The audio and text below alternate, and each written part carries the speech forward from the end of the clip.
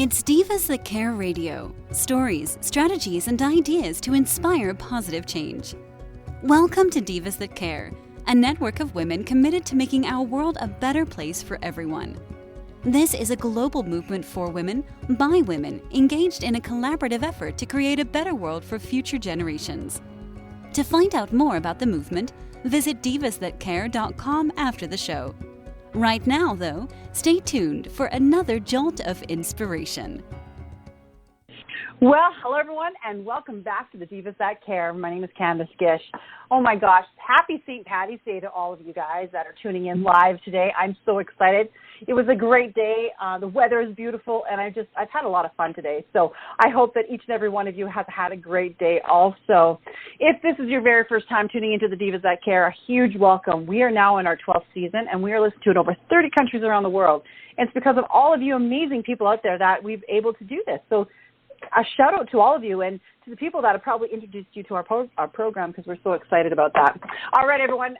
Today we're going to be welcoming a brand new diva to our family. And I always say that. I've been saying that a lot lately, but it's amazing how many amazing women are coming onto our program and sharing their fantastic stories with all of you. So today, Liberty Miller is in the house. I am so excited about this amazing woman. She is just a bundle of joy. Like, I love chatting with her, and I know that all of you are going to love her too. So welcome to the Divas That Care, Liberty. Thank you so much for having me. I'm happy to be here. I am so excited to chat with you today. You know what, you are living, a bucket list of mine, and I hope that you share a little bit about that because it is so cool. So, Liberty, before I kind of dive into some questions that I have for you, would you mind sharing a little bit about yourself? Absolutely. Well, I live in Alaska. Is that what your bucket list item is? Yes. So I live in a small town called Seward, Alaska. It's on the Kenai Peninsula, south of Anchorage. And I own a coffee shop that sits on the water, which is, it's a beautiful view, snow-capped peaks, boats. And my coffee shop is inside a train car, which is pretty cool. And the little complex consists of 4 train cars, retired Alaska train cars, and I own the whole complex. So it's a pretty exciting life.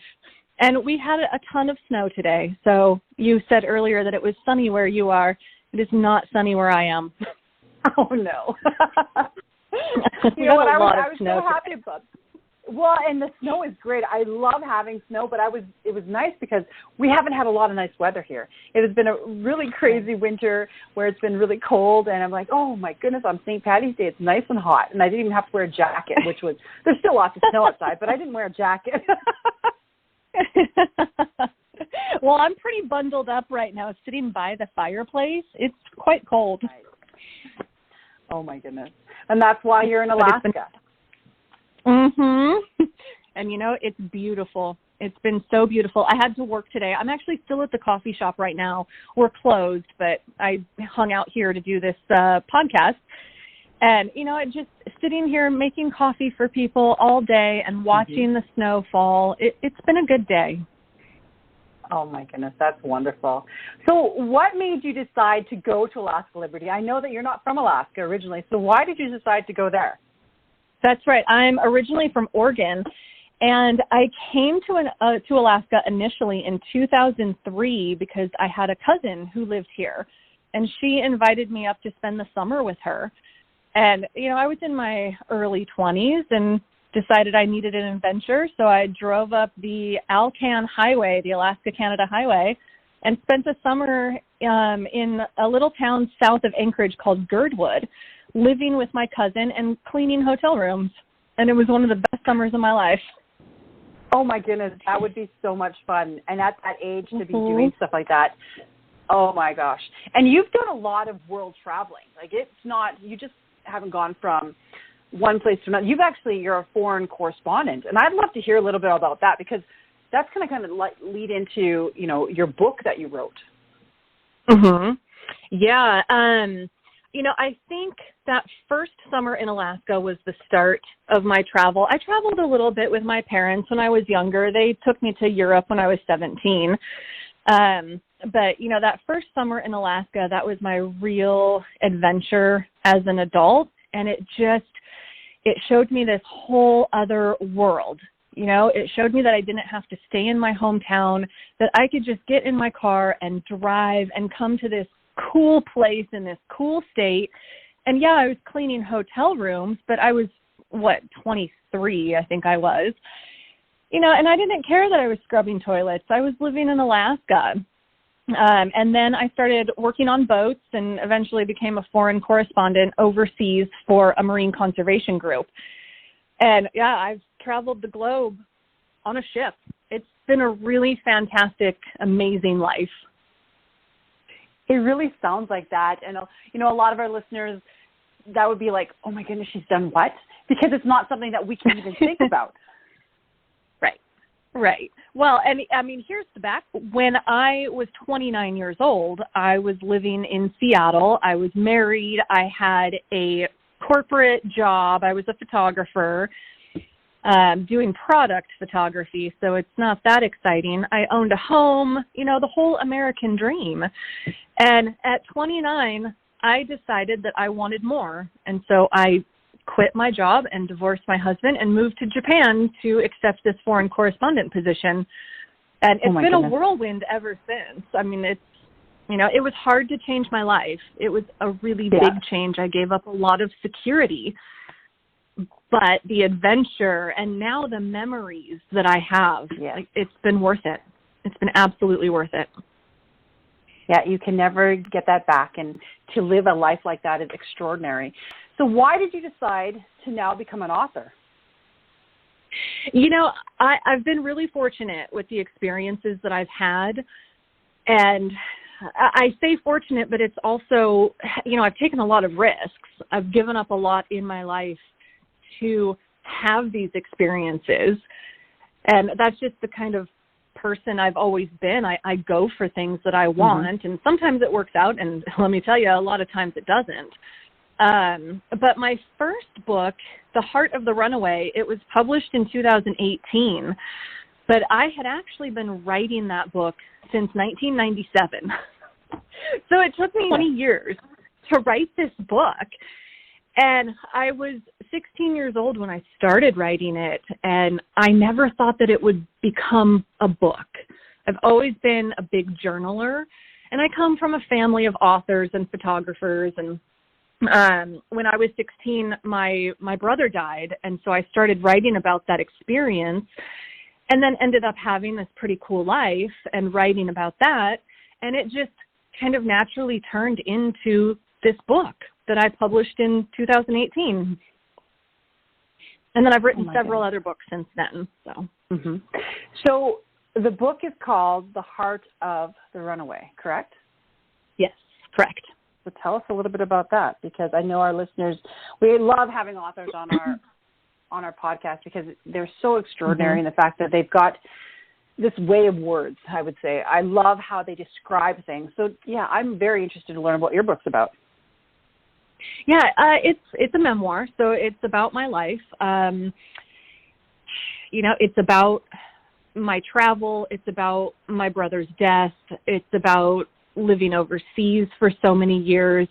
It's also about relationships that I've had. It's just this pretty brutally honest book about my life and the things that have devastated me and the things that have inspired me and left me in awe. So it's a little bit of everything. You know, it is very honest. A lot of people, when they comment on it, they say how raw it is. And, you know, so it is very true. It's there's a lot of heartache in my book because there's been a lot of heartache in my life. But I've also always been a really happy, positive person. And so I do focus a lot on that, and that, you know, yeah, my brother died and it devastated me, but I navigated my way through it and found the positive, good things in that experience.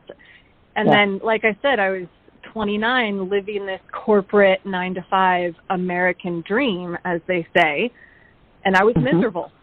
So I gave it all up and I moved overseas. So it's just a very raw look at life and how sometimes it can destroy you, but there's always hope. There's always hope. I love that. And it led you from there. You actually wrote another book called Our Prison Story. And that one actually is very interesting to me, too, because there's a little bit of background to that. And I'd love for you, if you can, share a little bit about that with our listeners, because I think they're going to find that quite extraordinary. Yeah. So I co-wrote Our Prison Story with 2 other people. And that book came out just last year. And I co-wrote it with a woman who was a correctional officer, so a prison guard, at Alaska's maximum security prison, and a man who is currently incarcerated in that same prison for murder. And then me, a prison volunteer who, got involved in volunteering in prisons because my brother was murdered.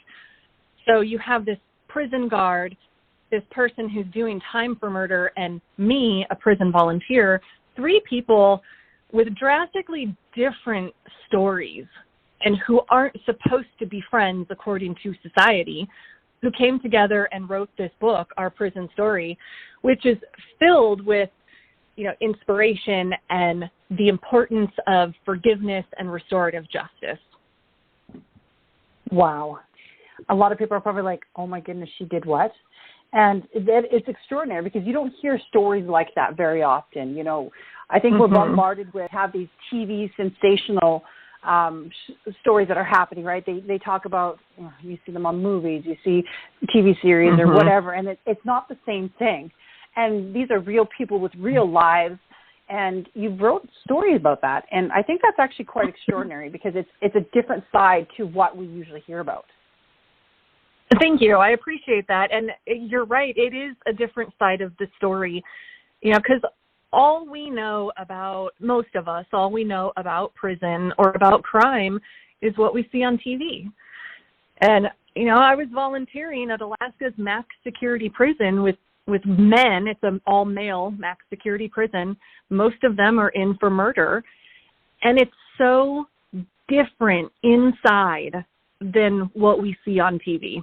I was really surprised by how different it is. And granted, my only experience is this one prison here in Alaska, so I can't speak for prisons around the country or even the world. And one of the things I find quite interesting is that you ended up back in Alaska. You had mentioned that you had gone there for a summer, then you had gone to other places, you had gone to Japan, and then you ended up back in Alaska. What was it that drew you back there?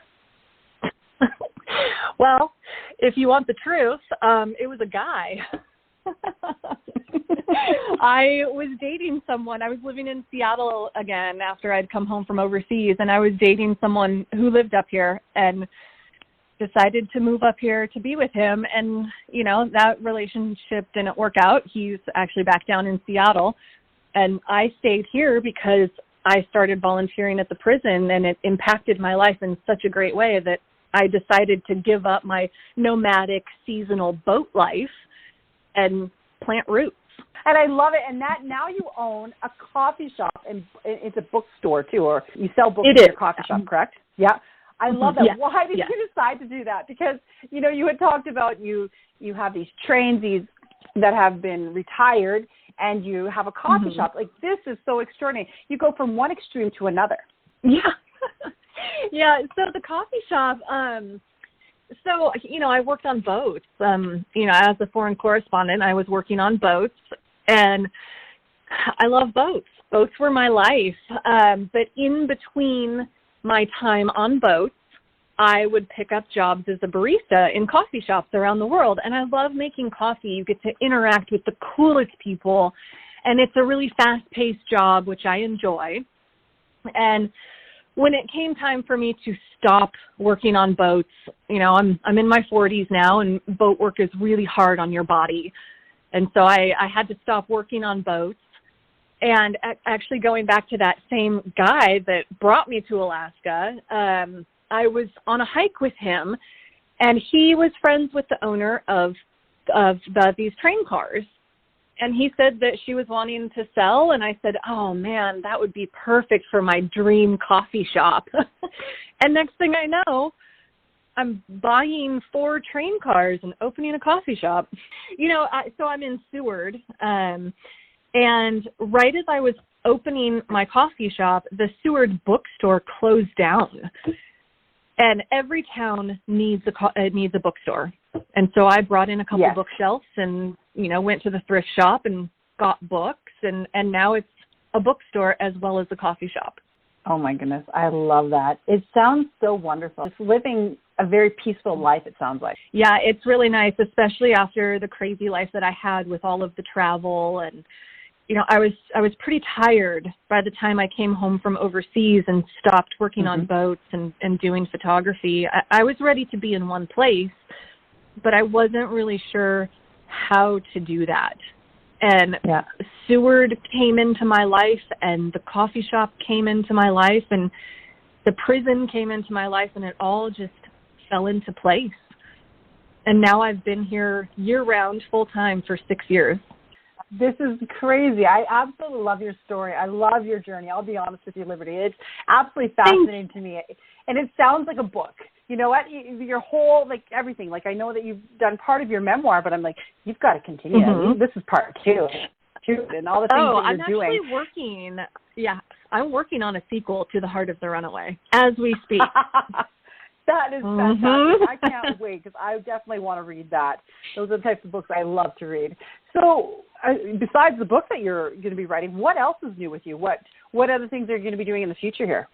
Oh, gosh, good question. I'm really involved with the Seward community. I'm on the board of the Chamber of Commerce. And my coffee shop organizes and hosts some events every year. Our big one is we do historical walking tours of the local cemetery every October. And I love that. It's a small town. That's like the big event. And it's fun, So we just got our own blend of coffee not quite a year ago. So that's been a lot of work on the back end side of things. I wholesale my coffee to most of the hotels in Seward and some of the boats, the Coast Guard. And so now my life really consists of focusing on my business, on my train cars. I actually just turned one of the train cars into a nightly rental. So anyone looking for an Airbnb in Seward, let me know. Nice. It really is. And just to nurture the sense of community that we have here in Seward, I feel so privileged to be a part of this community and to be, a respected business person. And that's what my life is about now, is just nurturing the roots that I've planted. Well, I think you're doing a fantastic job. And you know what? I've just enjoyed our conversation so much, Liberty. I hope that you'll come back on our program again and maybe share some more stuff, even perhaps about volunteering in a prison. I would love to. I have a lot to say about that. Well, that's definitely an entire different topic. So we would love to have you back on talking about that. Thank you. Yeah, I would love to come back on. Perfect. And Liberty, one last thing I would love to ask our guests is there any tips, maybe tools, things you'd love to share with our listeners to help them? Oh, gosh. I could probably go on for days about that. But I was just having this conversation with someone right before I jumped on the phone with you. Don't ever let anyone tell you that it's not possible, whatever it is for you. So many people are going to give you the reasons why it won't work out, why it's not possible. But if you believe in it, just go for it. Maybe you'll crash and burn, but at least you'll know. That is perfect advice. Thank you so much. And one last thing, I know I kept on saying one last thing, but you've got your book on Amazon, Liberty, and it's. I do. So, do you have another website or any other way that our listeners can get a hold of you? If not, we're going to be posting your book, The Heart of the Runaway, on our social media, and we're actually going to be adding it to our Divas That Care bookstore for all of our listeners that want to go right there and pick it up too. But do you have a website or anything else, other ways that our listeners can get a hold of you? I do, yes.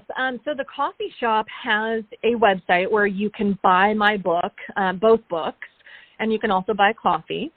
And it's 13ravenscoffee.com. And it's the number 13, 13ravenscoffee.com. I do online sales through that. Oh, perfect. Well, thank you so much. I'm excited about that. And what I'll do is that I will link that to our social media too. So thank you so much, Liberty, for taking the time to chat with me. I know that you're an extremely busy woman too, and I've enjoyed today so much. Oh, same. No, I am so happy to take the time to talk with you. Thank you for having me on, and thank you to everyone who's listening. I'm very grateful for your time. Oh, well, we're definitely happy that you were able to share a little bit about your story with all of us and to inspire our amazing tribe out there. So I'm excited to, share your book with them and to share everything that you're doing. So again, thank you so much. And thank you so much to all of you amazing listeners that have supported us, that are supporting our amazing guests and the things that they're doing, and all of our hosts on the Divas That Care network. Thank you so much. It means so much to us. It's hard to believe that we've been doing this for so long, 12 years. I had the opportunity to share my story a few nights ago on an amazing Zoom meeting, and it came to me that, a couple of years ago, we almost stopped doing the Divas That Care. And I am so thankful that we persisted and we were able to continue this amazing podcast, because I'm inspired each and every time that I have an amazing person like Liberty on my program. And I know that all of you are inspired also. So thank you again for everybody that supported us through all these amazing years, through the ups and the downs. We appreciate each and every one of you. I hope that all of you have a fantastic evening. And please do something kind for somebody. Until next time, everyone. Thanks for listening. This show was brought to you by Divas That Care. Connect with us on Facebook, on Instagram, and of course on divasthatcare.com, where you can subscribe to our newsletter so you don't miss a thing.